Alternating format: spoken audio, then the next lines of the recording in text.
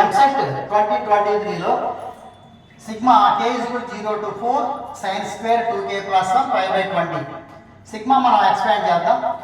So sin square k plus 0 రాస్తే pi by 20 మళ్ళీ sin square 1 రాసామనుకో 3 pi by 20 మళ్ళీ sin square 5 pi by 20 plus sin square 7 pi by 20 plus sin square 9 pi by 20 ఇవి మనకి 0 1 2 3 4 values వచ్చాయి. So ఇప్పుడు మనకి ఈ రెండు టర్మ్స్ చూద్దాం, అబ్జర్వ్ చేద్దాం. ఇప్పుడు sin square pi by 20 9 pi by 20 ఈ రెండు యాడ్ చేస్తే వాల్యూ 1. అలాగే ఈ రెండు values 3 pi by 20 7 pi by 20 అంటే sin square వాల్యూస్ ఈ రెండు యాడ్ చేస్తే 1. దీని వాల్యూ 1/2.